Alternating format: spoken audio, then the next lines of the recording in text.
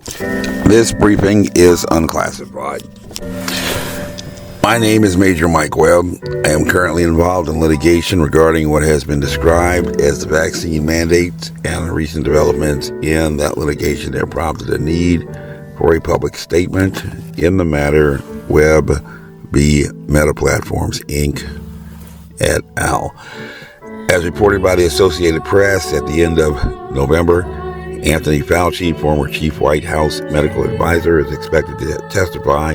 before Congress early next year as a part of Republicans' years-long investigation into the origins of COVID-19 and the U.S. response to the disease. My most recent relation with the esteemed Dr. Fauci was that he had been named as lead defendant in a federal case brought to the Eastern District of Virginia, U.S. District Court on July 7, 2021,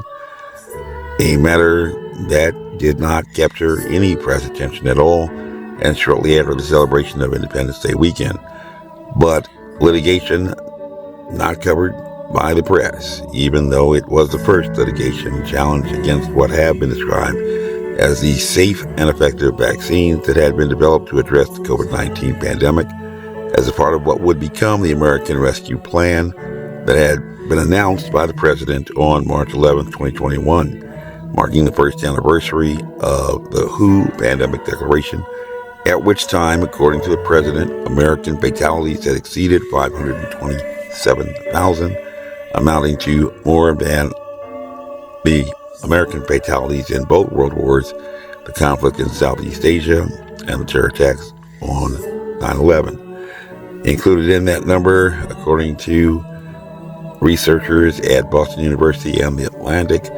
were 73,000 persons who were black, where race could be identified as of March 7, 2021. The reason why we had presented this request for information to the White House is because under Executive Order 12958, the President is the ultimate original classification authority, none higher, a topic about which many may have become more familiar during the debates about 15 boxes that had been retrieved from the former president's residence in Mar-a-Lago, and the Office of Management and Budget, or OMB, is the office that handles FOIA requests for the White House to obtain that type of information. On December 11th, 2023, I was in receipt of an email from attorneys representing OMB in a matter now before the Federal District Court in D.C., presenting a deal to help to resolve some of the issues that have now drug on for 3 successive litigations, attempting, amongst other things, to obtain a response to a FOIA request submitted to the White House about 2 weeks after the President's announcement of a plan to put the nation on a war footing to end the pandemic, and expressing a hope to return to normal by the celebration of Independence Day, a milestone that became a goal for many, but which came and passed in a month marked by reports of breakthrough infections for the safe and effective vaccines occurring in Provincetown, affecting approximately 1,000 fully vaccinated gay men who had been apparently infected while attending indoor celebrations, and prompting a revision to masking guidance by officials at the CDC, something to which we are now returning as holidays approach, and just 1 month before the approval of the Pfizer product on August 23rd, 2021, and also the infamous order to get the shot from the Secretary of Defense on August 9th, 2021. On December 11th, attorneys for OMB had acknowledged for the first time in over 2 years that that office had been in receipt of requests for documents under the FOIA, which under the law requires production of responsive documents within just 20 days,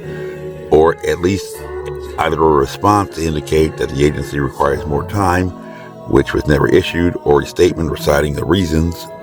under one of 9 exemptions why the information that had been requested is exempted from disclosure, including if information contains personal information, whether some statute specifically prohibits disclosure, whether the information is privileged because it reveals a deliberative process, whether the information pertains to law enforcement techniques and procedures, whether the information is classified, or whether the information is exempted for some other similar reason, which statement denying the request in over 2 years never came, placing us in the rather tense standoff that we are now placed with officials in the executive agencies and departments just a month before the esteemed Dr. Fauci is scheduled to testify before the Republicans in Congress. In this FOIA request, we had sought documents to determine whether certain standard epidemiological metrics, easy to determine,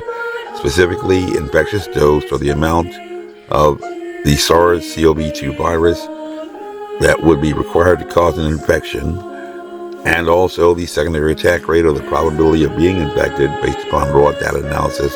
derived from trace contacts, a process that the government admits it had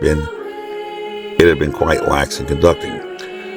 The reason why we had sought to determine whether or not these metrics were classified, a determination that of itself is not considered classified information, is because, one, the reported metrics in science reports on the virus appeared not to match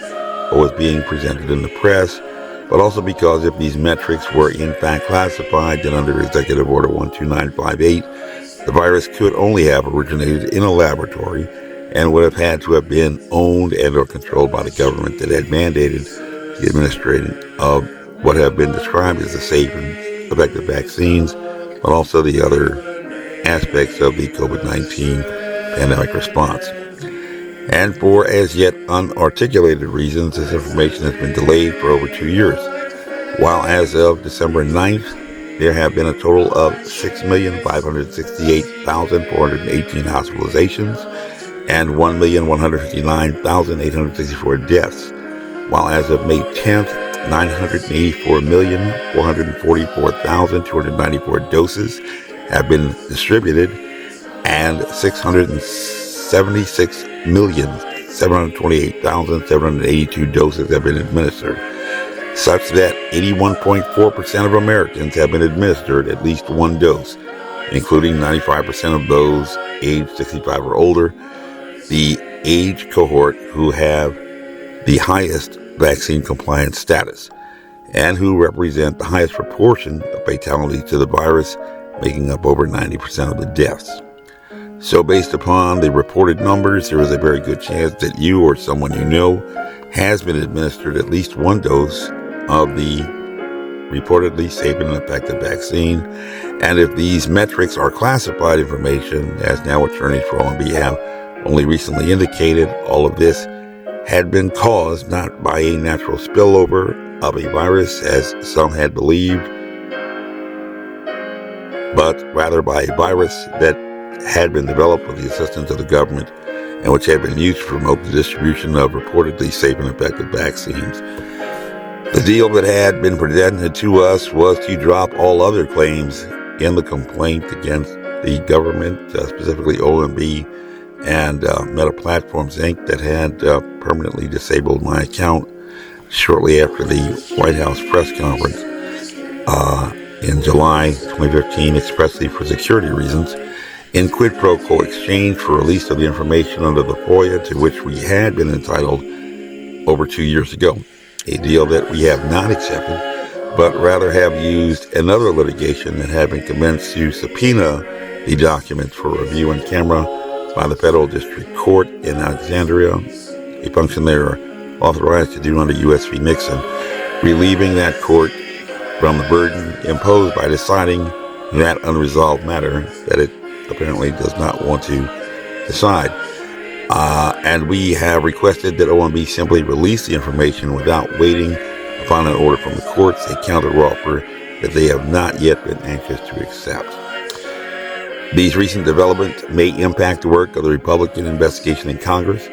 may affect whatever testimony that the esteemed Dr. Fauci may provide before that committee next month. But the goal of our action is simply an independent inquiry to determine the truth. Whereas the president had said on the first anniversary of the pandemic, we know how to defeat this virus, tell the truth. That concludes this statement, and we shall keep you apprised as further developments arise in this litigation. This briefing is unclassified.